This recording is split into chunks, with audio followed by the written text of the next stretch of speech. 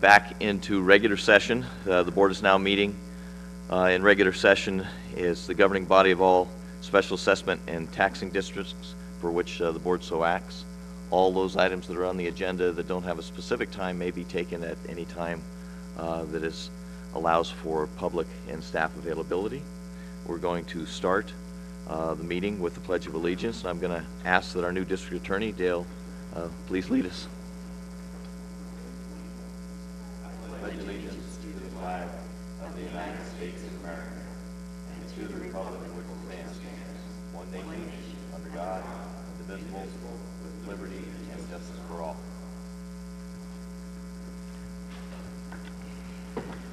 Thank you, Mr. Trigg. Thank you. Introduction of new employees to the Board of Supervisors. Do we have anybody? No? Okay. Well then, report of any actions from closed sessions. County Council? The board unanimously voted to defend any appeals that Michael Reese may file in his case. Okay. That was the only action. Good. Thank you. At this time, I'm going to request any additions, deletions, or corrections to any items that are on the agenda. In order to be placed on the agenda at this time, if it's not already posted, it has to have arisen subsequent to the posting of the agenda and require action prior to our next meeting. Are there any such items? Okay, we do have, at the request of the district attorney, he has asked that item number 29 be pulled, approve and authorize the school resource officer agreement, and he's going to be bringing that back to us at a further agenda. Dale, did you want to say anything about that? You got to be in the mic. Yeah. Thank you. The reason that I'm asking that it be pulled at this time, the school board has voted in principle to accept the agreement. There's a funding question, and we are trying to work that out, and I believe we will work that out. But the form of that financing of the proposal is going to be different than what you have before you. Good. So rather than coming before you now and then again later, I'd rather just do it all at once. Appreciate it. Any expressions of support the board may want to give would be appreciated. It's something, it's a priority to my office. Well, fantastic, and I can't wait to get it back on the agenda for action. Thank you. Thank you. Any other items? All right, then at this time, I'll tell you what we're going to do. We're going to take the consent agenda first. Can I get a motion on the consent agenda? I move to approve the consent agenda. Is there a second? Second.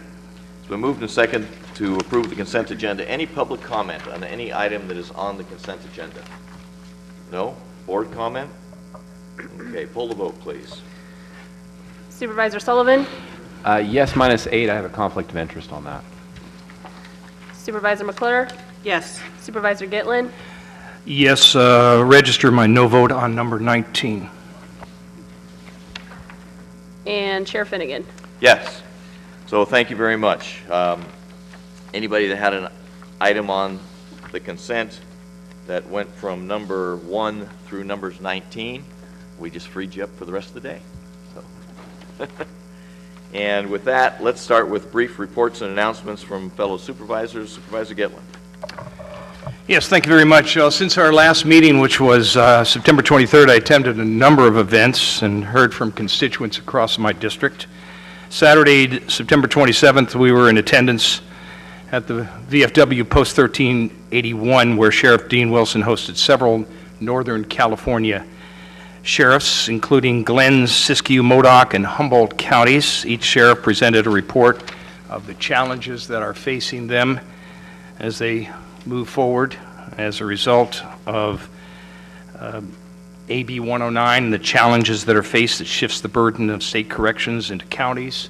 And that's problematic for many of these rural jails who have inadequate facilities, and they're dealing with that, and they shared that with us. After the sheriff's meeting, we attended the dedication of the Harbor Trail. And Saturday the 28th, we participated in the Lions Club Caltrans cleanup on Highway US 101. It was a great experience assisting in the cleanup, removing litter. It's our hope more volunteers will become involved and engaged in taking a bite out of blight. So give us a call if you're interested in volunteering for that effort. While on the subject of blight, we observed an unidentified individual spraying and clearing off some dead weeds at the southbound 101 where the Welcome to Crescent City sign is located, just south of the Y Shopping Center. I'm very happy to report that because of that, there were maintenance crews out there the next couple of days. I think it was from the city. It polished up that little area, which would become quite overgrown with weeds and trash. And so my thanks to the city for getting involved in making that cleanup effort as a portal into our community. The Visitors Bureau met in emergency session and partially refunded the Del Norte Humboldt Film Commission about $5,000, a little short of the goal of what we wanted to put on there, $13,500, but the Film Commission will be operating on a less than full budget for the upcoming year. Last Monday and Wednesday, we were in Eureka for a staff evaluation at the North Coast Unified Air Quality Management District. Tuesday the 30th, I met with Health and Human Services Director Barbara Pearson. Barbara introduced me to all the staff at the North Crest site. Afterwards, Barbara and I discussed the contracting of psychiatric services with the state of Oregon in an effort to provide a closer geography to providing services to those in need. And many of the services will be voted on this morning or already have as a result of consent agenda. And the whole purpose, of course, is we want to cut down the long drive, 7 to 9 hour drive for those greatly in need of psychiatric services to parts south of here. Barbara's background in Lassen County and contracting these services with the state of Nevada will be very helpful in establishing the link with Oregon and for the purpose of providing a equivalent service to Del Norte County residents in need. And we read last week that Sutter Coast Hospital is advertising for 2 surgeons, which I think is great. The ads were on a website called healthcares.com. It advertised the position that Sutter Coast Hospital was an acute care 49-bed hospital. I find that very curious.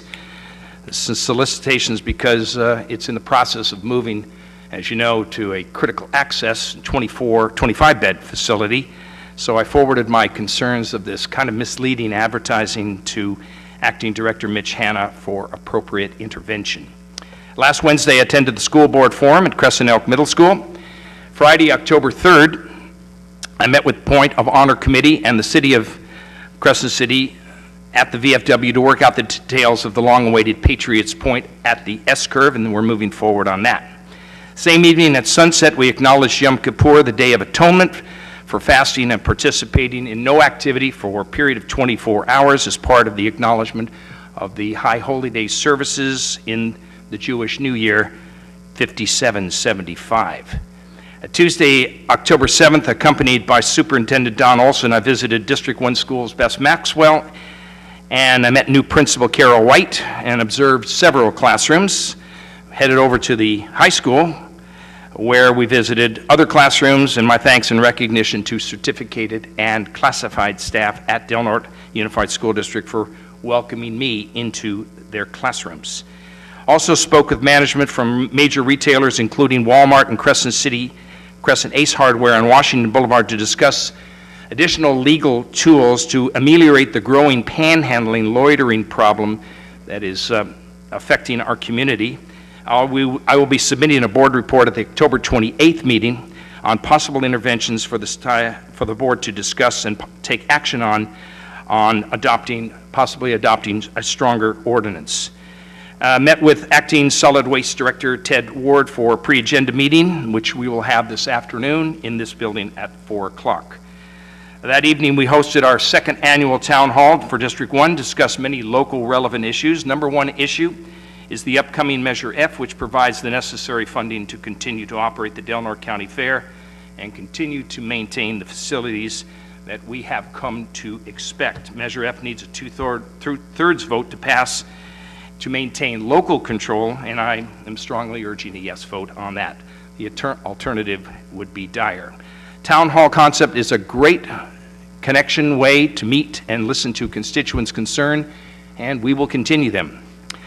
This past week, a constituent called to tell me of a water leak on Dungeness Street emanating from a driveway. It's been going on for some time. The matter apparently has been ongoing, And we got to the bottom of this. This is a city issue. The city water system is owned, and they are aware of it, and they're trying to locate this leak there. Water is too precious to waste. It's the shopping center, the mobile home park, or I should say the modular park, behind the Leaf Circle in that area. And hopefully this matter will be fixed forthwith. And this past weekend, we participated in the very successful 23rd Sea Cruise Car Show at Front Street Park. The event was blessed with great weather, and my understanding there was 364 entries in Sea Cruise, and that's my report. Thank you. Supervisor McClure. Yes, thank you. Since our last meeting, I've been on the road quite a bit. I just returned from a 9-day excursion where I was able to see my grandbabies, so that was kind of a fun trip. But I went to the Coastal Commission meeting, and at the Coastal Commission meeting, the application for the city for beach access was put to consent. So I'm proud when that happens from this district, when applications go forward and get put on the consent agenda. I also attended the harbor dedication, and for those of you who haven't been down to see, it just kind of glistens now. It's just it's a beautiful sight and a place that I hope people start taking their nightly walks around the harbor, because it's just absolutely a gem. I also went down to the Coastal Conservancy, had a meeting in Ferndale, where there is a huge restoration project happening on the Salt River, which was a river in Ferndale that is completely silted in. And they're now putting the channel back, and it's actually flowing. But the part that really impressed me was that here is a conservation effort, and there were probably, the man leading the tour, there's almost 200 truckloads of dirt being taken out of the river a day, and then that's being put onto the farms in Ferndale and the upland farms. And what it will do in the long run is it will allow the Ferndale bottoms not to flood any longer when the water comes. But it's millions and millions of dollars of a conservation project. So I just want people to remember that sometimes when you think about an environmental project, that is an economic driver, because it's upwards of more than $50 million is going into Humboldt County right now for construction workers that are doing this work that will improve the environment. So we want to keep that in mind, I think, when we look at projects, to know that they can be an economic driver. The Senior Center, we're moving forward, limping along without the CDBG, but I think we're going to make it, and we will know in January, it appears that we are going to get the energy program back in our community. So that will help seniors who have trouble paying their heating, and help them get wood if they need wood, or whatever needs to happen. It's not just for seniors, it's any low-income person in the community. So it looks like that's coming back, and when that comes back, that will help offset the loss of the CDBG, because right now, almost the entire operation of the Senior Center is on the back of the food program. And so all of the keeping the lights on is being paid for by the food program. And if we get this project back, it'll take part of that away so we can put the money back into the food program, because we're pretty bare bones after we lost that CDBG grant.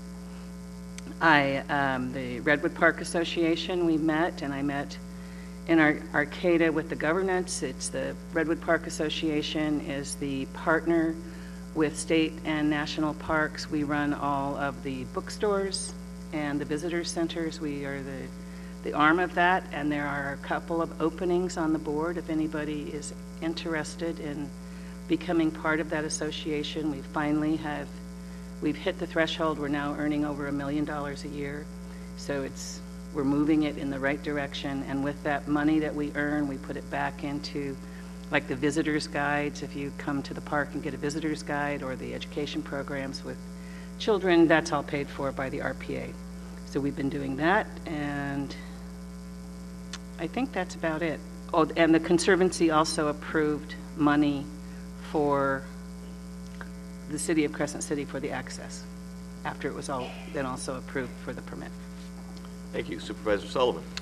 It was a busy couple weeks, or 3 weeks actually, since our after the meeting, attended the RC annual meeting in Squaw Valley, and there were lots of presentations. There was one about the evolution of gambling in California. Their estimate was that one of the spokesperson felt that online poker was coming around the corner here pretty soon, that it was inevitable that it was going to come. They also, the librarian for the state of California, the state librarian, which actually was a pretty interesting conversation. I wouldn't have thought going to hear a librarian speak would have been as fascinating as it was, but it was pretty interesting. Endangered Species Act, we got an opportunity, Kevin Hunting, who's the Chief Deputy Director with California Department of Fish and Wildlife, got a chance to kind of chew on his ear a little bit about the elk issue up here.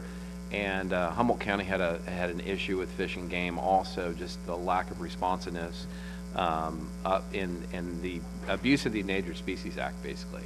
That's part of the issue with 199. Just one or two other ones that they had a economics and social response environmental presentation, and it was the owner of Cake Bread Wine Cellars down in Napa, and also, which was Bruce Cake Bread, and then Mandy McCabe from Sierra Nevada Brewing Company.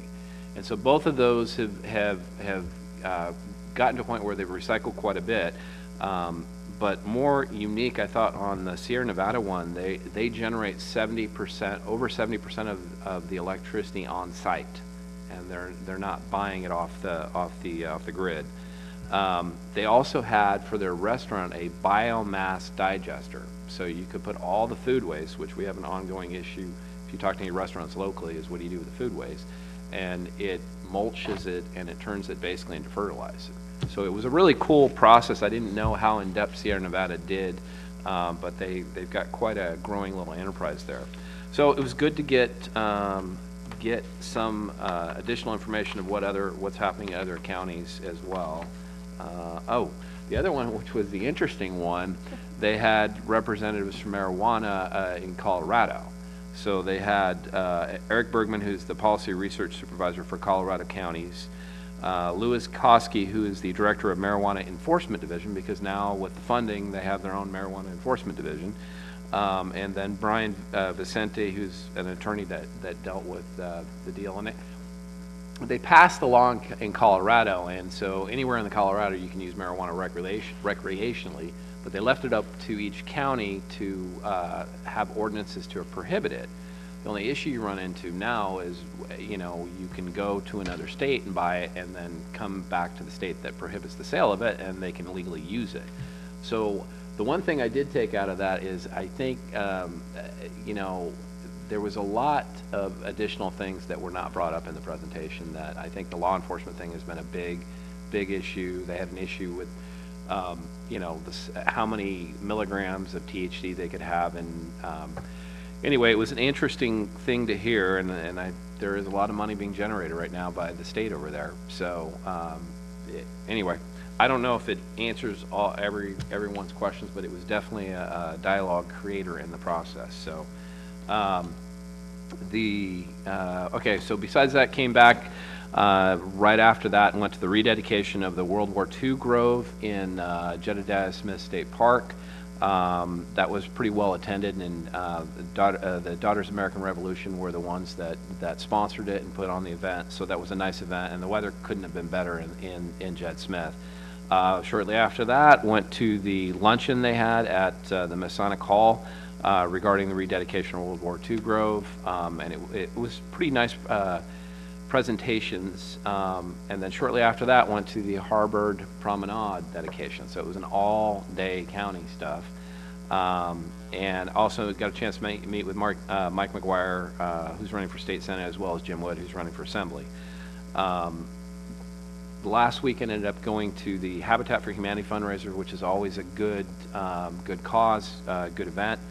And then got a chance to talk with Jackie Hostler Carmison, who is the Fish and Game Commissioner representing Northern California, or at least up in this area, and let her know about the elk issue up here. And Jackie has said she will be coming up to Delaware County next week so she can get a little tour of where the herds are and to see how prevalent they are. Also, Chris Howard and Frank Leah also attended the Fish and Game meeting last week to get it on public record that this is an ongoing problem. And from what they've told me, they got a really positive response from the Director of Fish and Game, Chuck Bonham, that it's not acceptable, that this plan should have been in place since 2003, and it hasn't. So there is becoming more of a priority. It's just educating Fish and Game Commission and staff that there's a problem up here. So, and then I was out most of last week, so if anybody tried to get hold of me, I was in Tempe for Edward Jones' business as a trainer. So, and the weather was like this, so there was no super sunny weather, you know, most of that week. So, and that's it. Yeah, it was nice here. Well, thank you. I also attended a few meetings. Some of them you've already heard a report on, so I'll try not to duplicate what you already heard. Started out with an airport JPA meeting where we were awarded a symbolic check for $400,000 from the Oregon Department of Transportation through Brookings to go to the airport JPA. So great partnership going on there. I also attended the Regional Council of Rural Counties meetings. You already heard some of the presentations that were made there. Always beneficial, always good to talk to some of the higher-ups in the political process, like Fish and Wildlife, where we get to bend their ear about local issues. Anecdotal thing regarding the marijuana, which, yeah, it generates some money, but it also generated a lot of unforeseen problems. But the anecdotal thing is that Hertz Rent-A-Car and some of the national rent-a-cars were finding large amounts of marijuana in the trunk when the cars were being dumped off at the airport. So You can't fly, I guess, fly with it. You can't fly well, with I it. guess, you know, people go to Colorado and buy some pot, and then if they don't smoke it all, when they got to get back in the plane, they leave it behind. I guess that's their vacation. I don't know. But a great conference. Also came back and attended the harbor dedication. Also had a chance to meet with Wood and McGuire. And then I went back down to Sacramento, where they had something. I can't remember the name of the function, but it was in Depot Park, which is an old military base. And it's all the businesses in that park and all the charities. And they all come together to work for one day to put on this program that they have little lunch wagon cantinas, do the food. The employees of the different companies that sponsored are given tickets, but it's open to the public. They had they had bands, they had stuff for kids, jugglers, clowns. They had wine tasting, local brewery tasting, good food. And they had all sorts of booths, everything from they would have a tagged wall, and then they would show a group of youths that would come in and turn that tagged wall into a nice mural. And it was a great example of how business and nonprofits and charities can come together in one spot. And my first reaction was, boy, I know we have a lot of great interest and do things, whether it's jamming with Jed or whatnot in this community, but how great it would be to do something like that in this community. There was thousands of people there, and I know it's Sacramento, but it wasn't your normal politicos. And the other thing that struck me is that racially mixed, but tons of kids. And the thing that struck me, you can sort of size people up, is that that program for those children could have very well been better than Christmas. Pretty amazing, but that a community comes together, puts their kids first like that. So I'm going to be looking into that and seeing if I can gather some help to motivate people in this community, do something similar. Then I did attend the State Association meeting, the Executive Board meeting, where we did a review of our Executive Director, and also talked about pending legislation and how we did. Came back, also popped my head in at the Sea Cruise, great weather. Talked with constituents over the phone, also had the conversation with Daily Bread Ministries regarding how they would still like to stay involved in the blight issues. Unfortunately, some of their bills, some of the contributions didn't come in, left them in extreme financial hardship. And I told them county can't give them money, but we might look at if they want to stay involved with the blight officer and things that the county decides to remediate, we can look towards them perhaps to be sole sourcing rather than to assist them in their mission. And that was about it. So, Could, Supervisor, Chair Finnegan, if I could just add, Supervisor Hemmingson, and he told me it was okay to say this, but Okay. he's got his knee replaced on Monday, and so I guess the surgery went well, and he's on his way back, so he did, we want to wish him well on that. He got it done down in St. Helena, so. great. CAO, you have a report for us?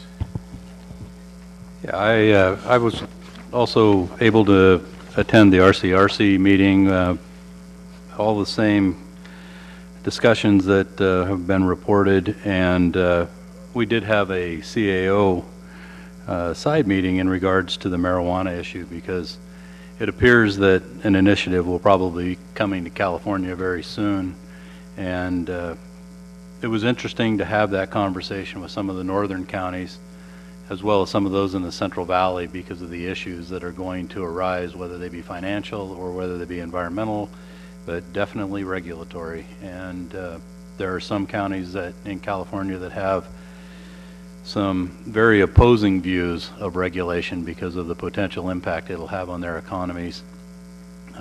Obviously for them, if money is sent down to Sacramento for any of the regulatory part of it, and it affects what they receive, they have concerns. So it was an interesting discussion. That was probably the only meeting that the supervisors weren't involved in, but they were a number of CAOs from different counties, and it was quite a perspective.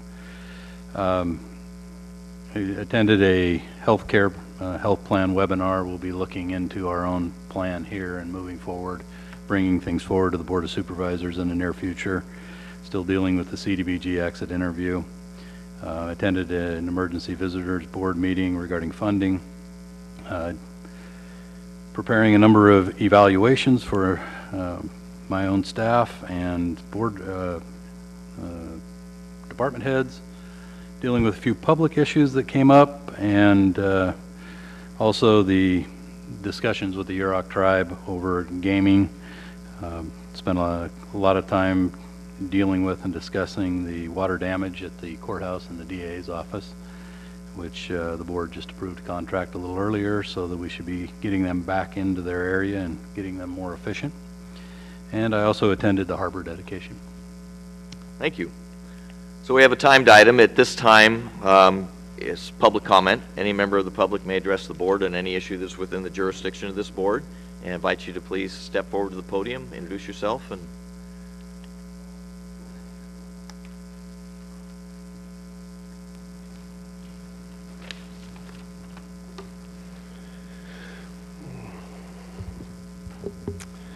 good morning. It's good to be with you. Thank you so much. I'm taking it on as a personal mission to... I'm going to ask you to introduce yourself. Oh, for the I'm record. sorry. Steve Perez, pastor of Hiucha Community Fellowship. I'm taking it on as a personal endeavor on my part to stop taking you for granted. I really mean that. I think that too often we bypass very quickly the labor that's here, represented by each and every one of you, as well as the staff, the men and women throughout the county, through the city, through the various elected agencies that provide services. And this morning I rise to share the hearts of our people with you, to touch your hearts with our confidence. And we see something uniquely different in each of you. Something much more than image of governance. We see what is intended in each of you, something much deeper. There's a quote that best reflects the reason for our confidence. It is written, "For we are his workmanship, created in Christ Jesus for good works, which God prepared beforehand that we should walk in them." We recognize your desire to serve our community. However, we see that inspiration as something birthed in your hearts by God. That's why we believe in each one of you. You are created for this day, for this task. Moreover, it is on this basis we appeal to each one of you to listen carefully to each other. In each of your hearts, there is a desire for good works, and the call to journey in those good works is strong. We trust your voices. We listen because we see God inspiring. Oh, we acknowledge it. We all have a hard time giving voice to the things that God's bringing into our hearts. But then that's why we pray for each one of you. This is so much more than just voices. It's equally how well we listen. Listening to others reflects the heart of a servant, of service, of humility.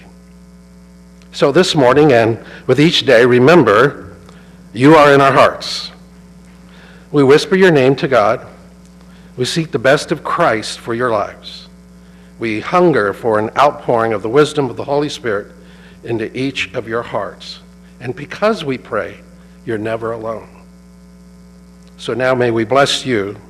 May the love of the Father, the Son, and of the Holy Spirit lead your hearts as you work governance this morning as a blessing for the people. Thank you. Thank you. Next, please. Good morning. I'm Elizabeth Henry, and I live in the county. I really wasn't going to speak this morning, but I heard several glowing reports about the RCRC meetings, and so I wanted to make you aware of something that's happened with the Solid Waste Authority. I've attended the meeting since May of 2013. The authority was also a member of an organization similar to that. The membership dues were $6,000 a year. The group represented rural counties in the areas of solid waste and recycling and did some wonderful work. Kevin Hendrick was the chairperson the last year of his employment with the authority and received an award for the good work that he did. And this is primarily because he helped to bring carpet recycling to rural areas, he and that group. You know, collecting carpets is a major thing, and to get them to a market is difficult, and it was looking like only the urban areas were going to be able to do it. Can you imagine, you know, putting the carpets in trucks and transporting them? With the advocacy of people like Kevin and rural counties, they became part of that program, and that's why we have carpet recycling here in the county. There's a pending program about mattresses, another problem that we have with blight in this county. But the board, including your two representatives here, did not support renewing that membership. And therefore, the authority will no longer participate, and they will also lose some free workshops and resources that they get from this group who come up here and do things for free to help the authority move forward in recycling and solid waste treatment. So I'd like the others of you, and I'm sorry Mr. Hemmingson isn't here, to advocate with your other board members to renew the membership. I hear you talking about the good things that happen in those organizations. Why can't the Del Norte Solid Waste Authority also participate in the areas where they have responsibility? So thank you. Thank you. I am going to respond to you a little bit. I'm floored that you know as much about that and encouraged that you know as much about that as possible. I am the representative to RCRC, the alternate being Supervisor Sullivan. The JPA that you speak of is called the ESJPA, the Environmental Services JPA. It was formed out of RCRC.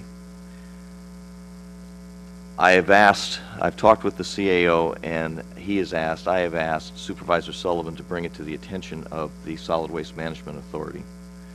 That the Solid Waste Management Authority has been paying the bill because it does benefit them through the mattress thing, and also, actually, they're looking to us to be a pilot program for the mattress. We were the pilot program for the carpet. Saved thousands of dollars for this community. The irony is the Solid Waste Authority, even though their manager, Kevin Hendrick, was the alternate who then sat on the ESJPA, it is actually the supervisors the county that belongs to the ESJPA. Solid Waste was just paying the bill. And in order to be removed from that, we would have to pass a resolution at this board. And rather than do that, which would be, I think, would be detrimental to this community, I have asked through the CAO to have Supervisor Sullivan bring it up at Solid Waste to reconsider, to ask that to be put in the budget. I think it might have been an oversight. I don't know if there was an action to strike it. I don't know. I'm going to give him the benefit of the doubt. But that's the story on that. And again, very encouraged that you're aware of that. Any other public comment?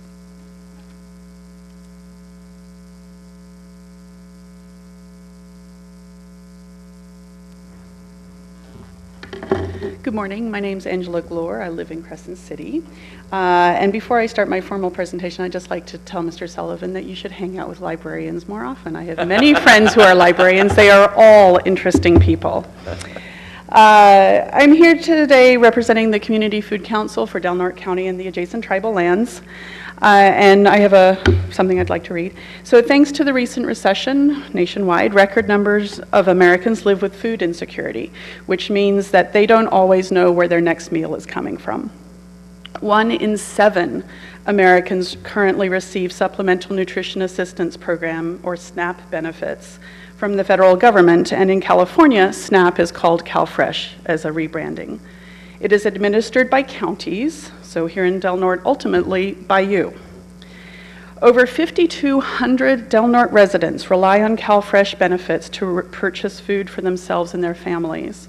Benefits average just $5 per person per day, and although CalFresh is supposed to provide a supplemental food budget, many families depend on the benefits for their sole food needs.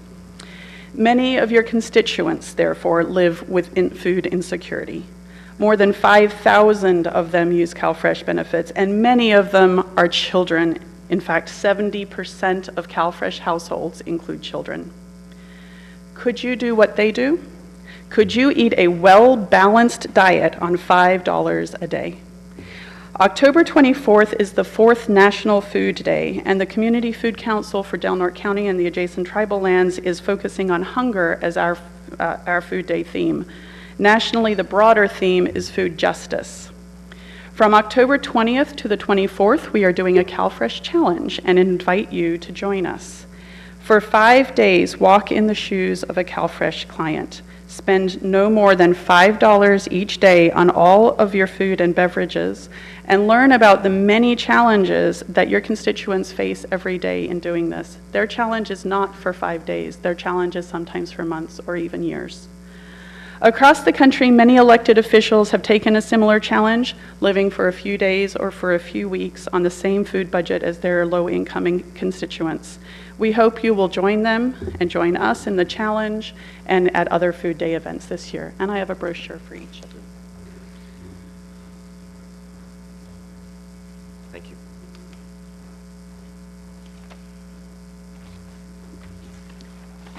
Thank you very much. Thank you. Any other member of the public wish to address the board? No? Okay. Well, thank you for those of you that did. We're going to go to our 10:30 timed item, which is to waive the full reading and introduce an ordinance amending Title 10 of the Del Norte County Code, Vehicles and Traffic, and by adding chapter entitled Off-Highway Vehicles as requested by the Community Development Planner. Randy. And actually, this is an item that was requested by the board previously.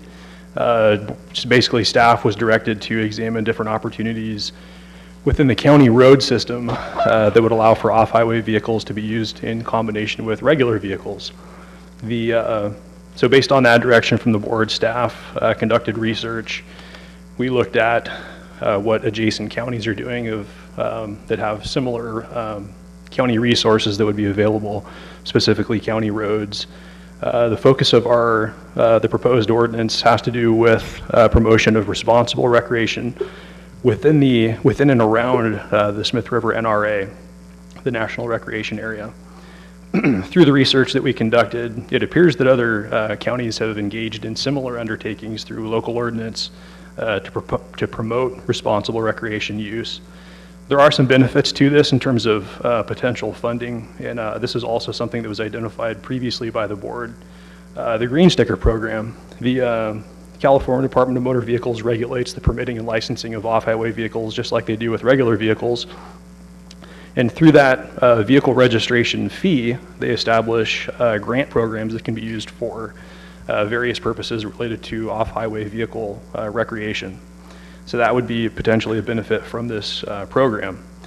One of the other items that staff identified was its consistency with some of the goals of the Forest Service itself. In the NRA management plan, they talk about promoting responsible off-highway vehicle use. And so while this ordinance wouldn't get into the Forest Service transportation system, this is specific to the county's transportation system. The idea would be that if the Forest Service were to move forward with some of these ideas for responsible off-highway vehicle recreation, specifically on motorized trails, combined use roads within the Forest Service transportation system, that by enhancing some of the county's access opportunities within our county road system, we might create better recreational opportunities that could be jointly administered by the county and the Forest Service. Again, these ordinances, we're not necessarily breaking new ground with this. What we'd be doing would be looking at what would be basically a non-highway designation of some of our county roads that would enable this type of activity. And again, several other adjacent counties have been successful in their implementation of similar ordinances. Late last year, we had a meeting with the grant administrator, George McDougall, from the California Department of State Parks and Recreation Off-Highway Motor Vehicle Recreation Program. And he was strongly supportive of this approach. We've had quite a bit of dialogue with George in the development of this proposed ordinance. You know, again, in his past life, he actually worked at Caltrans not Caltrans, at CHP on some of these specific types of highway designation issues. And he felt through the ordinance that we're recommending, that we're on very sound footing legally, we would be eligible for the Green Sticker Funding Program, and he encouraged staff to look into funding applications if we're successful with this ordinance, or if the board decides to take affirmative action on the ordinance. The Forest Service would also be eligible for funding under the Green Sticker Program, and they currently are now. However, as we point out in the board report, the Gasky Ranger District has not historically gone after funding, at least in relationship to other ranger districts in terms of how they've gone after funding. So we would hope that, again, through promoting this responsible recreation, that it also encourages our partners in the forest to also look into some of these different opportunities. And as the chair stated, this is the introduction of this ordinance, so we'll have to come back. County council's looked at it. It's our understanding at this point that, you know, again, the ordinance is legally sound. If it's approved, it would basically add this section to our county code, and it would allow for, hopefully, the promotion of some of these recreational opportunities. And it's unfortunate that Supervisor Hemmingson isn't here, because he's actually the one that suggested this to staff. But if there's any questions from the other board members, staff is certainly available. So the requested action for today is just to introduce, and then it would come back for action if we have accepted it today, come Correct. back for action at the next meeting. Right. Okay. Questions? I just have one on Big Flat Road. Sure. Is that where, when you go up to Big Flat, where it turns into the rock?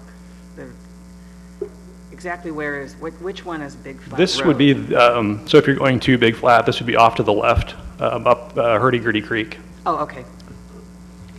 No, I think it's great. I mean, a long time, when we had the meeting with the Forest Service here just a few weeks ago, or a month ago, they were encouraging, just to help with their travel management plan, right now you've got a lot of one-way roads, and by having the county do this, then it would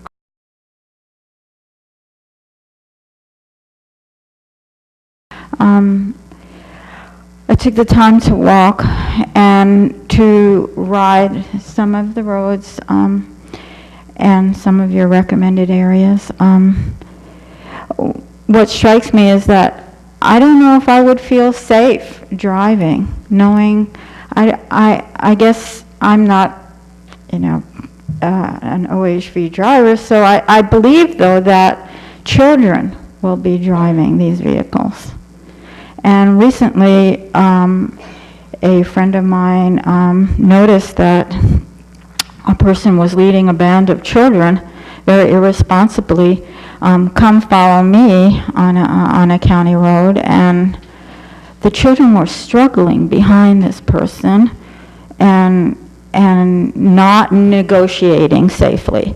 So I went on one of these typical county roads this weekend, and some of these areas are quite dangerous. They're narrow, they have steep drop-offs. The vehicles do not have lights. I know it says drive at your own risk, but is that what we tell our citizens when we're crossing roads and walking on our city streets?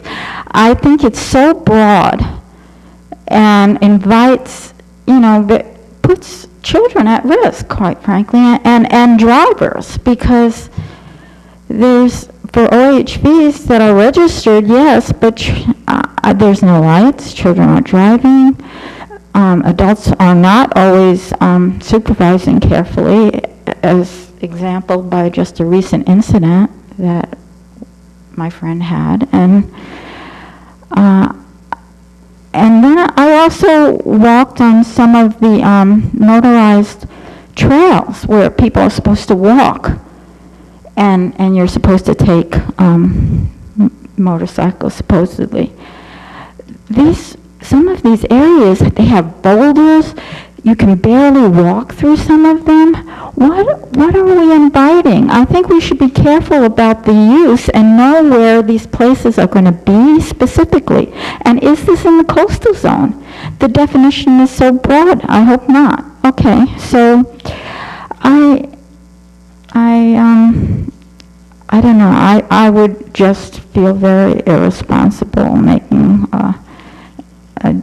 this broad designation. I noticed the CHP didn't have any weigh in, and I wonder what their opinion is. Thank you. Thank you.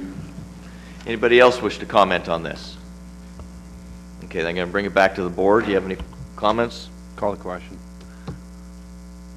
Poll the vote, please. Supervisor McClure? Yes. Supervisor Gitlin? Yes. Supervisor Sullivan? Yes. Chair Finnegan? Yes. So what we did is we waived the full reading and introduced the ordinance, and we'll be bringing it back for action. And just for the record, it's Low Divide, the Toll Road, the Holiday Mine Road, Patrick's Creek Road, Big Flat Road, and French Hill Road. Thank you. Item number 25 is to discuss and provide direction to staff to either determine that Rosenberg Rules of Order sufficiently and clearly address the conduct of the Board of Supervisors and the public during public meetings, or present a code of conduct. And we asked the staff, CAO, to bring us back something. And what do you got for us, Jay? I think we all read it, but why don't you go through it? Well, at the previous meeting, the direction was to look into Rosenberg's rules and look at the how it affects conduct of individual board members, staff, the public, how those apply, and what you have before you is an administrative opinion. The parliamentary procedures that are Rosenberg's rules are basically Robert's Rules of Orders made much more simplified. They deal with how to present your arguments, how to present your items, how the majority opinion is presented, how the minority opinion is allowed to be heard. Talks about courtesy and decorum for both the public, for the staff, for the Board of Supervisors. Ultimately, it does cover the decorum of everybody involved in these proceedings. It speaks very clearly of what the role of the chair is, but indicates that the chair does have a voice in the process. However, it's secondary to the overall discussion until the final decisions are made. Essentially what it comes down to is majority rule. And as I went through this and looked at analysis by a number of others, as well as looking at Rosenberg's itself, it very much came down to a respect for the process and for the decisions that are made, and included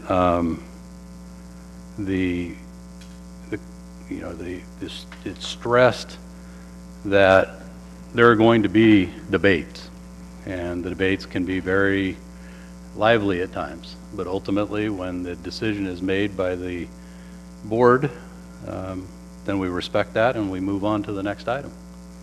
And at this point, if the board so chooses, they could give direction to staff, and I would work with county council on a code of conduct if that needs to be addressed, which would include not just the aspects of the board meetings and how people are addressed in the board meetings, which are also covered by our admin manual, but also into the ethics that we all are required to be trained in and pass tests on. So essentially what it comes down to is that if everybody respects the process and each other, then Rosenberg's would cover that. Thank you. Board comments? Board members? I'll weigh in and just say that it definitely does work, and it works with that commitment that was spoken to us earlier from Mr. Perez about that kind of we're built for this job, and but it's definitely the process, and it's definitely the understanding that you win some and you lose some, but you keep the ball rolling forward. And so I appreciate the work that this board has done, and I appreciate the work that we will continue to do. Sometimes we get it wrong, most of the time we get it right. So I can live with the Rosenberg's rules of order. Any other comments? Supervisor Gitlin. Yes, I actually have a copy of the entire Rosenberg's Rules of Order, Simple Parliamentary Procedures for the 21st Century. Excellent document.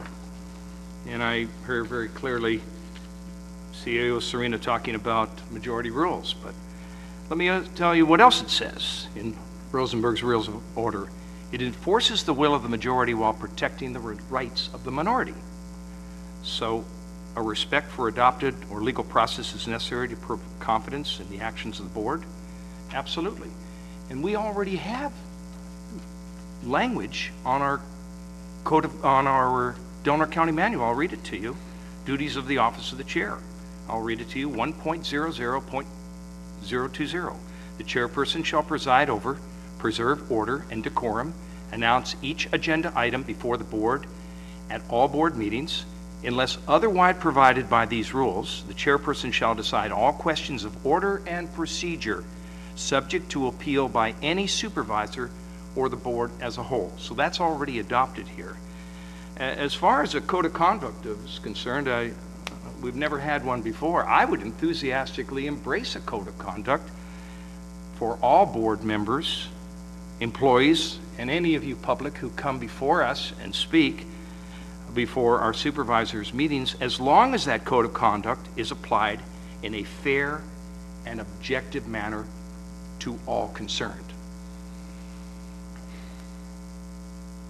Thank you. Jay, I appreciate your report. I'm the one that brought this forward, I think, in one of my shortcomings out of frustration. Supervisor Hemmingson was very eloquent, I think, when he said, and I hope I get this right, that, you know, you can't legislate respect. You either got it or you don't. If you don't have it for the current rules that exist under Rosenberg's and the policies, passing something else isn't going to work either. So I think that over the years that the board has worked well under these guidelines, and it's been proven that it can work for every supervisor as long as there is respect for the process, good communication, and respect for each other, as well as the positions we hold. So I would not be requesting any further action be taken by the administration, but rather that we look to ourselves to give due respect to the process and each other and the positions that we hold within the board.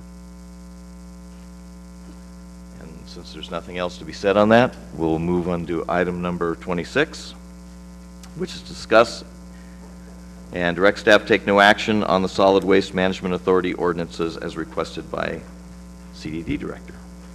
Good morning. Earlier in the year, the Board of Commissioners for the Del Norte Solid Waste Management Authority preliminarily adopted 2 ordinances, one of which repealed 4 of their existing ordinances, and then a second one which was to replace them. with an ordinance that dealt primarily with the disposition of waste and the management of the franchise agreement. In order for the ordinance to become effective, they would have to be approved by the City Council and by the County Board of Supervisors.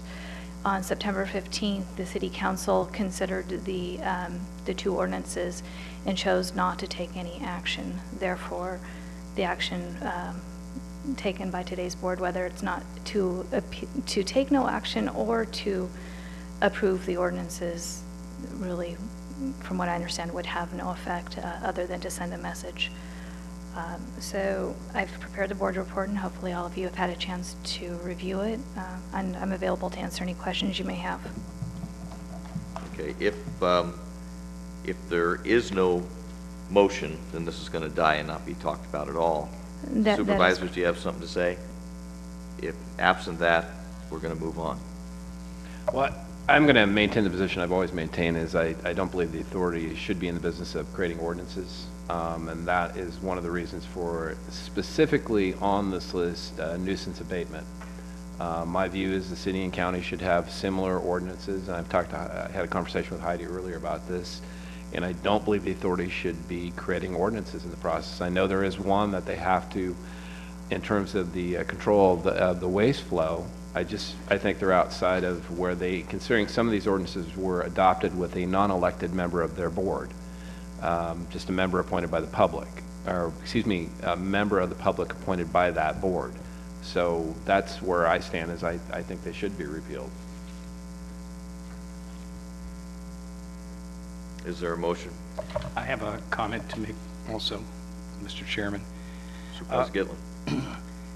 This is a measure to discuss and direct staff to take no action on solid waste. And as the chair of solid waste, our board, our governance went to a lot of work to research these, and let me kind of underscore what they are. There's three of them in question. One was a flow control, which was simply repealed and then reinstated so that the authority can operate. This is the repeal of nuisance abatement, 2008-02, administrative citation, 2008-03, and enforcement officer, 2009-01. These are already either rarely used ordinances, or they're duplicative. They're already being used by someone else. So I'm in concurrence with Supervisor Sullivan that this places the authority in a position of law enforcement when it should in fact be in a position to move into the removal of waste from our community. So the purpose of this enforcement is to remove code enforcement duties from the authority and to focus on flow control so that it goes to the appropriate facilities. And I would like to see our board, and I'll make a motion to that effect, to actually take a stand on this. And I realize there is a difference between the city, but I think it's important that this board go on record as being in support of the repeal. So I will actually make the motion an active, not a passive action to do nothing, but an active motion to have this Board of Supervisors go on record as repealing these ordinances. And that in fact sends a very clear message that the city and the county are on very different routes in how we see the removal of our trash from the community. So that motion is made. Is there a second? I will second it. Okay, it's been moved and seconded to repeal the four ordinances listed above, to remove the code enforcement duties from the authority and focus the flow of solid waste to the appropriate facilities and oversight of the franchise for the waste collection. In order for the ordinances to be enacted, they must be approved by the City Council and the Board of Supervisors per the first amended joint powers agreement, and copies are available. Comments? You want to open up public comment first? No, I want to hear what you have to say, and then I'm going to let them I tell me what they think about what you said. I would hope that we would choose not to repeal these. I think that it has been a difficult task for the current solid waste authority to figure out where they stand. But the important part about our ordinances is that we can deal with our trash. Because prior to this ordinance, we didn't have a method where we could do a citation when you drove down the road and you found the pile of garbage, and when you when the code enforcement digs through the pile of garbage, finds that it came from a certain address. And then when he goes to the address, the person says, oh, well, I hired a guy in a little blue truck to take it away. Well, this ordinance protects that. This ordinance says that if you hire the guy in the little blue truck, you are still responsible for your trash. Because if we don't make people responsible for our trash, I mean, I was raised here, and we have taken giant steps in the right direction of cleaning up our community. And part of this is the cleanup. And all of the different attributes of this, I think also, is that we are able to use funds generated from solid waste to help support the cost of our blight officer. And I think that that's an important asset that we have. And it works. There have been very few administrative law judges that it has actually taken it to that level, but it keeps it out of the court system. And it's a methodology in which the county and the city can track down people who are not wanting to take their possessions that they're choosing to get rid of to the transfer station. And it gives us, it's a mechanism that allows for the community to be better served, because I think that probably 99% of us, I mean, I sometimes go out to Pacific Shores and wonder who brought their kids out here today and said, let's go dump the washing machine. You know, that never was something in my family that we ever thought of. So I don't know how to educate the people, but I do know that we have an ordinance that can put a little bit of a bite into them in relationship to what they're dumping, and it keeps us out of the court system, because the court system, they're not going to bother. It's not going to happen.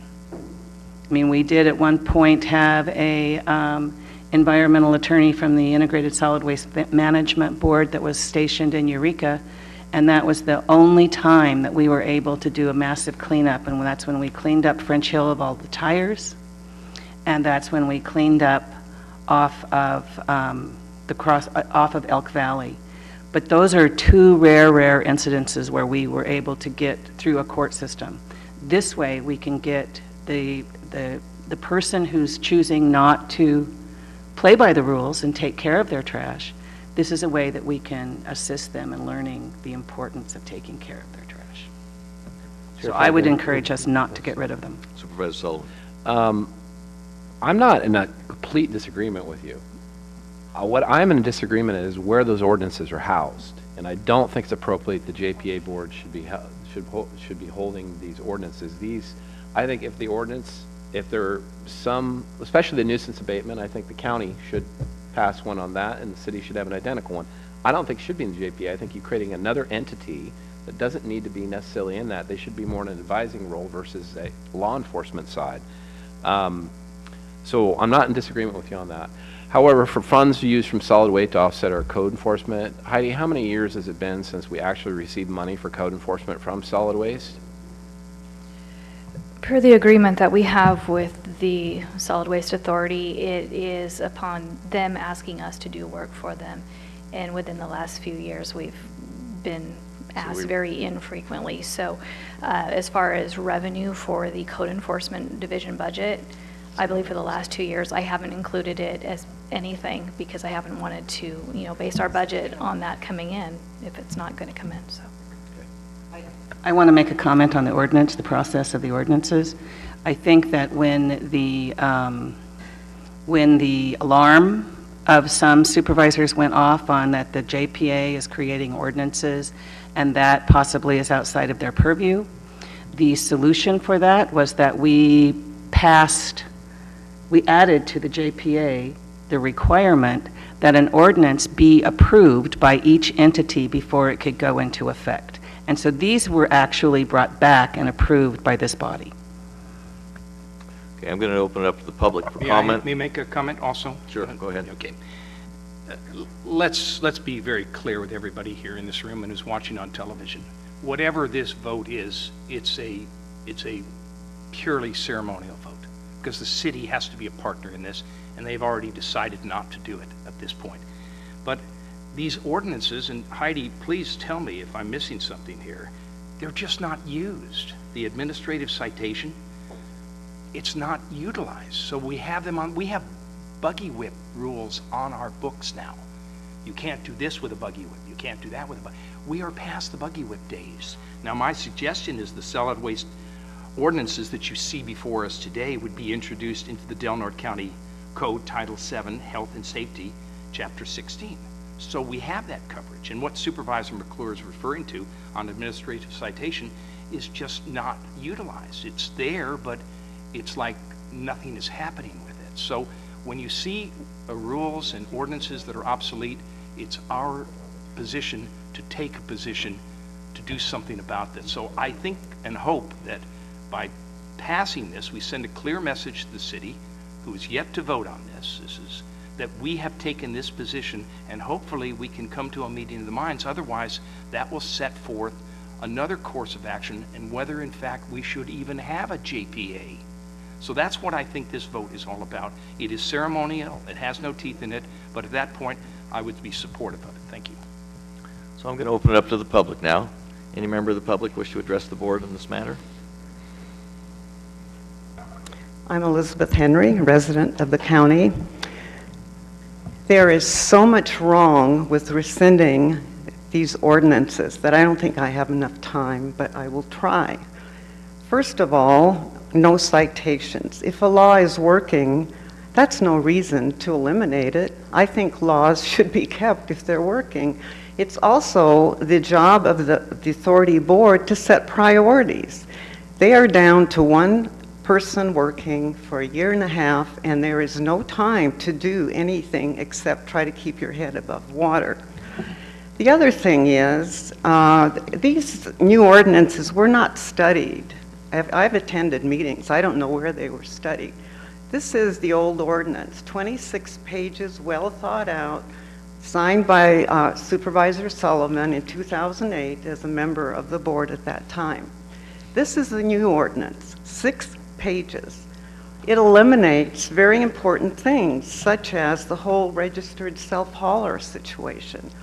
That makes sure that contractors have a way that they can eliminate their waste, and the most important part, I think, is it controls things like cleanup businesses, which right now can register with the authority, and they're allowed to clean up properties and dispose of that waste and not be considered breaking the law, because only Recology is allowed to pick up and take waste to the transfer station. So a cleanup business, there are restrictions set on how long they can clean up from a certain property.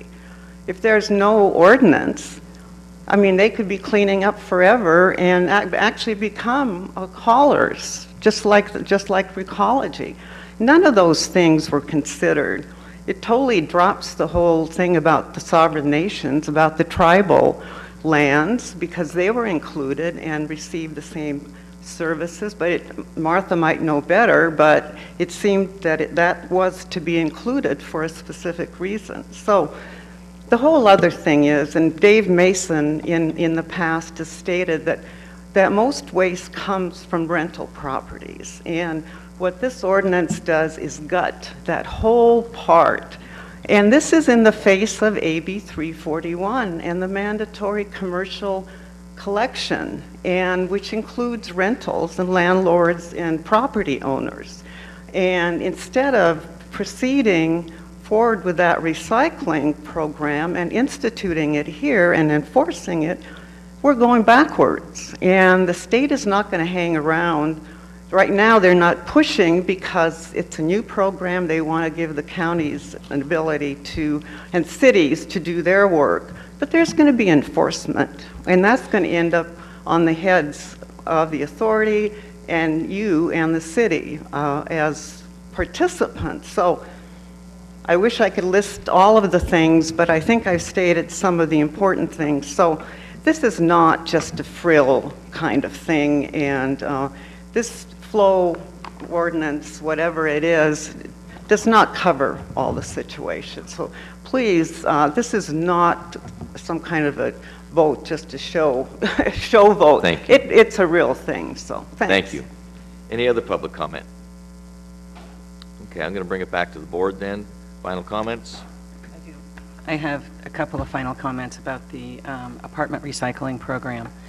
There are a couple of apartments that I drive by on a regular basis off of Pacific Avenue. And one in particular, historically, there was always a mattress, a television, debris of broken stuff outside of the trash bin because there was no mandatory trash or recycling. And now that all of our apartment buildings, because of this ordinance, have a recycling program and a mandatory trash collection, which prior to that, it wasn't the case. And now landlords are also responsible for making sure that their property has a collection process, which also was not required before. And there were houses in my district, there were houses all over the county that the backyards were piled high, and they were rentals. And the landlords who were renting these properties were putting their hands up saying, I'm not responsible, it's not my trash, I only rent the property. This ordinance says, no, you're going to take it one step further. You are responsible. And if you want to have there's a mechanism that your tenants, you can put it on the rent, or you can make sure that you haul it. There's a myriad of things that can happen in relationship to how you get rid of your trash. But it requires these commercial operations to take care of business. And I encourage everyone to drive through Crashers and see what the difference is with mandatory collection. Drive down Pacific Avenue and see what the difference is in apartment complexes with mandatory collection. Because it's making a grand difference. And to just repeal it because we have some people that have gotten angry over this, it's driven, one of the pieces is driven because of the cost, that there's a higher cost for private commercial. The commercial entities pay more than they used to pay in the past, where we chose to make sure that the individual homes paid less. But there's also a very big carrot in that commercial side, and that is for the first time with this ordinance and this franchise agreement, the commercial people were able to the hairdresser was able to use a collection service that is similar to what we use in our homes with the small trash cans and the recycling cans, where before they had to do a 4.5 yard or 2.5 yard, they had to rent a big dumpster because it was commercial. And now that's gone. But so we were sailing in the right direction, and we have witnessed this stall for the last 1.5 or 2 years, and the stall is now taking us into a spiral dive. So I would encourage this board, if you are going to consider redoing this, you need to look at all 26 pages very carefully and compare them to what is being dropped out, because it's not well thought out to abandon our forward motion in relationship to collecting garbage. And the Chesbro bill, the AB 341 that was mentioned, it's law.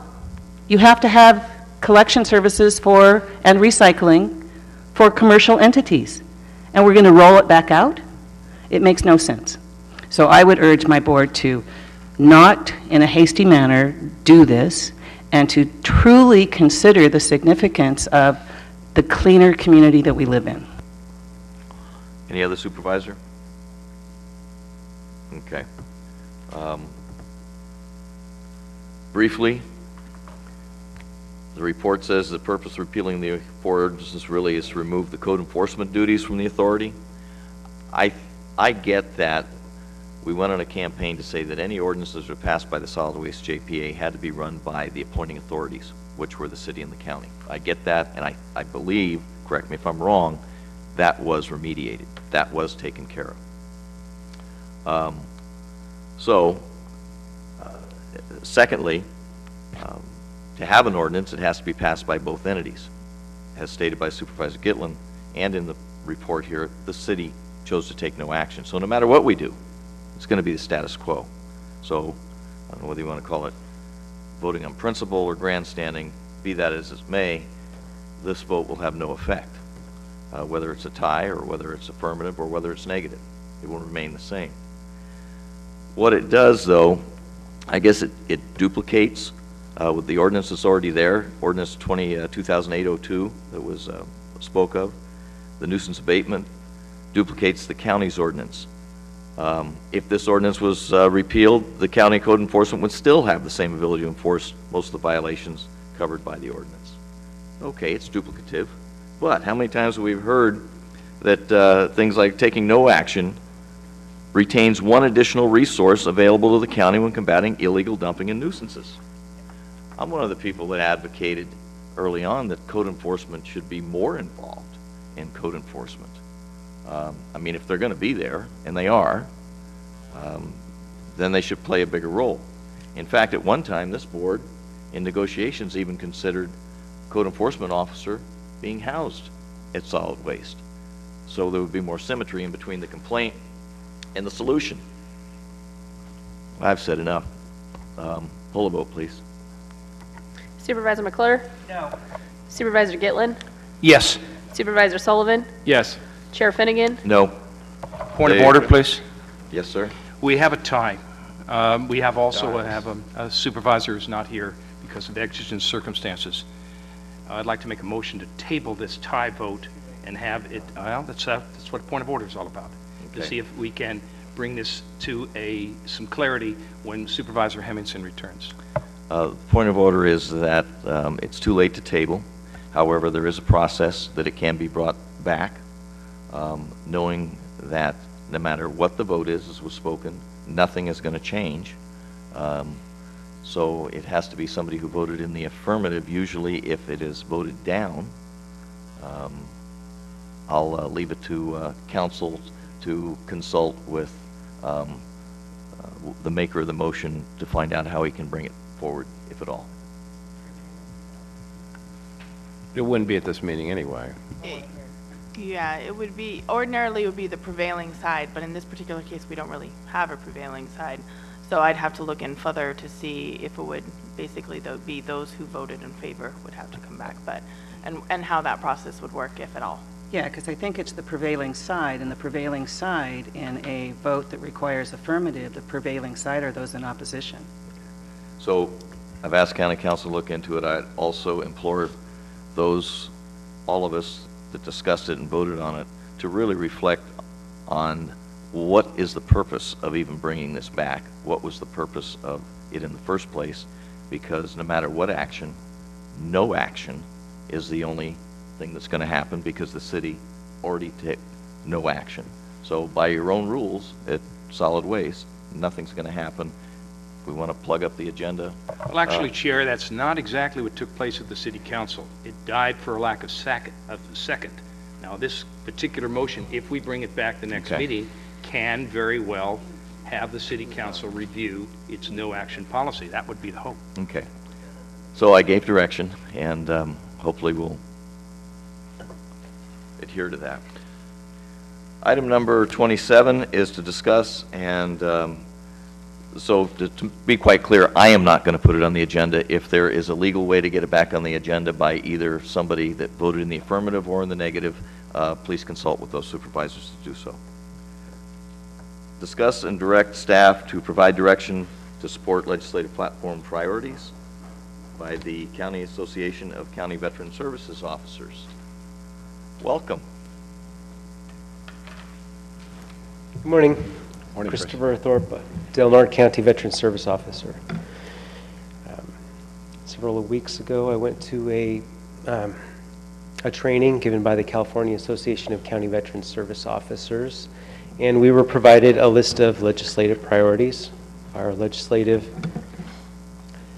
committee and our lobbyist, and we were advised to take these back to our Board of Supervisors and recommend they include them in their legislative priorities and platform as well. So that's why I'm here today. So some of the major topics that I highlighted here are to increase CVSO funding, improve coordination of services to veterans, that's federal and state, and local. Allow county veteran service officers more access to VA computer systems. Reducing the backlog of veterans claims, an ongoing project. Allow VA pharmacies to honor prescriptions by non-VA physicians and to facilitate entry for veterans in the VA healthcare systems. Not all veterans are granted eligibility in the VA healthcare, and that's what we're trying to work on. That and eliminate the yearly means tests that VA requires. So at this time, are there any questions on the platform? No, can I make a motion? Sure. I'll make a motion that we support the legislative platform and priorities proposed by the California Association of County Veteran Service Officers. It's actually to direct staff to support, right? I'll second Supervisor Sullivan's motion. Okay, it's been moved and seconded to direct staff to provide direction to support the legislative platform priorities.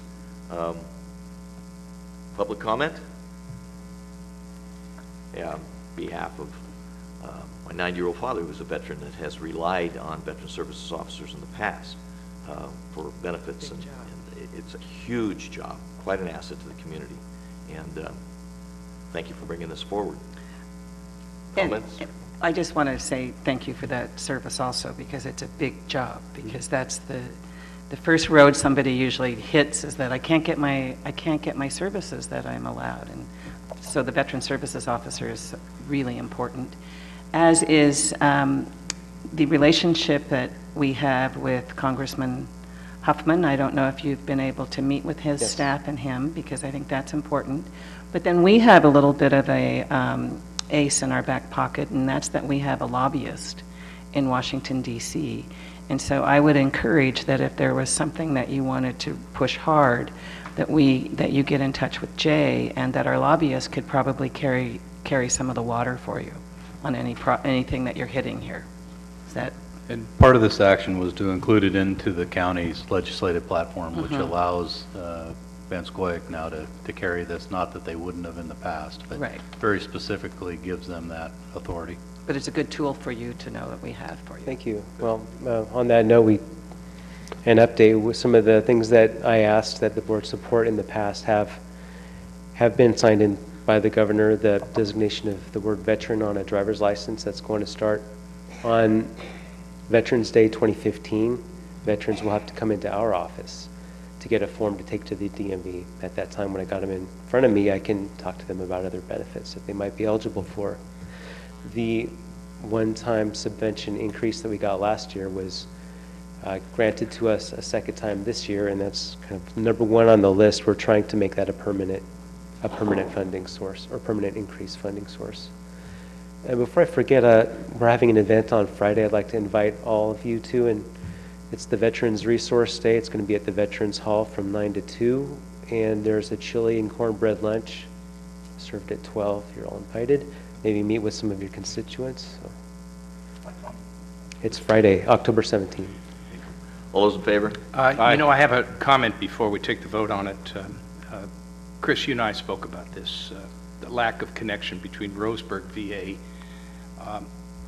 Maybe our lobbyists can help us. Maybe our congressman can help us, because I certainly can't get through to their switchboard. It's a very user-unfriendly system, and I put in an email and a couple of phone calls trying to get through to General Switchboard to invite Mr. Ritchie, who is from the VA in Roseburg, to come down to this event Friday. Now, it's too late to take any action, but I am very disturbed by the lack of connection from Roseburg VA, who should be at this resource day to help provide services and determine eligibility for our veterans in need. I mean, the words are there, but the actions are not. So I am concerned. I'm going to vote for this legislative platform. At the same time, I'm very concerned there is a great disconnect between the VA resource centers and the veteran himself, that they're not getting proper services, and this is done for I don't know what reason, but we have a lot of constituent complaints of veterans, and they simply cannot get through to the system. All those in favor? Aye. Opposed? Carries unanimously. Chris, thanks very much for your work. Thank you. Number 28 is to review and send the attached letter to Del Norte Local Transportation Commission supporting changing the updated schedule of regional transportation planning, the RTP, 4 years instead of 5. Correct. The SB 375 was legislation that was passed and signed into law in 2008, and it was basically intended through different methods to address some of the issues that were coming with climate change in California. And through the legislation, specifically, they looked at aligning regional long-range transportation planning with some other mechanisms, including rezoning requirements under county housing elements, city and county housing elements.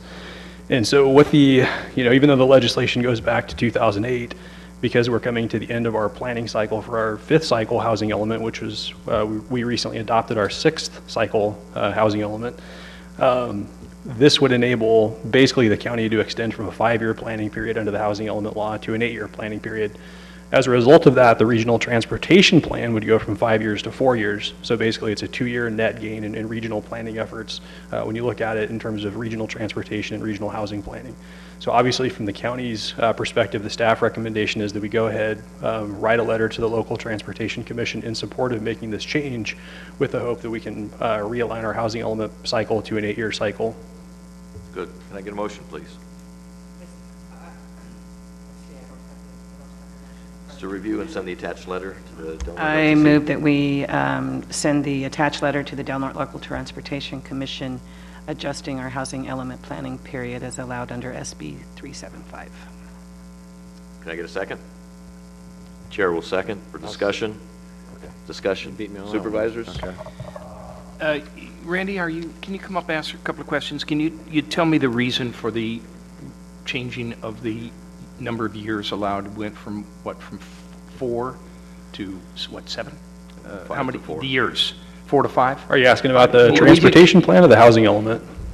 The transportation plan. There's a reason for you're moving this window larger. Right. So the transportation plan as a result of this would go from 5 years to 4 years. Okay. And the intention of that is to align a 4-year cycle period with an 8-year planning cycle under the housing element, because you can't make 5 and 4 divide equally. I'm clear on that. Thank you very much. Okay. That's what I wanted to find out. Thank you.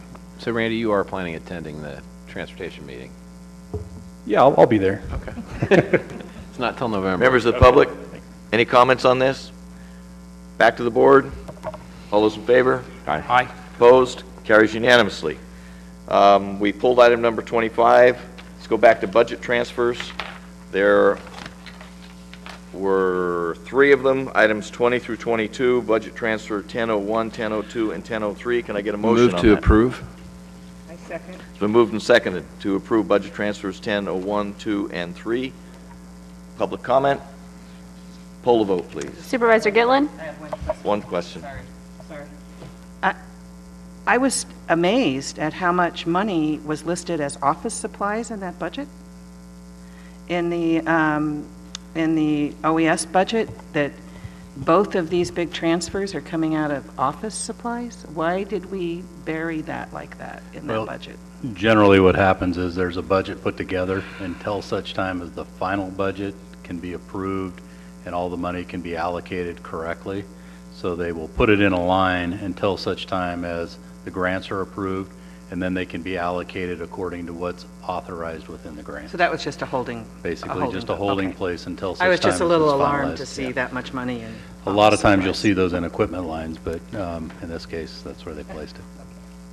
Okay, they're all budget transfers for the public, state aid, Veterans Affairs, a little over $11,000, $71,000 within the OES, and also Office of Emergency Services, another $104,000. Poll the vote, please. Supervisor Gitlin? Yes. Supervisor McClure? Yes. Supervisor Sullivan? Yes. Chair Finnegan? Yes, and again, these were budget transfers. It was already money that was in the budget. It was moved from one line item to another. It was not additional revenues. And number 30 is to consider miscellaneous legislative and budget matters pertinent to the County of Del Norte. Do we have anything? Very quickly, we've been following a little bit of legislation that's in the House right now at the federal level regarding waters of the United States. It's probably dead on arrival, but there's some discussions that'll be had through the EPA that will help get a lot of our points across in rural areas. And then as far as the budget, right now, we're kind of in a holding pattern since we have an approved budget, but we're dealing with some of the costs associated with the DA's remediation and then ultimately the repairs. We're hoping that a bulk of that will come out of insurance recovery, but that could have an effect on our contingency at this point, but that's where we're at right now. Thank you. If there's no other matters to come before this board, then we are going to have this meeting adjourned. Thank you very much for your participation. See you next time.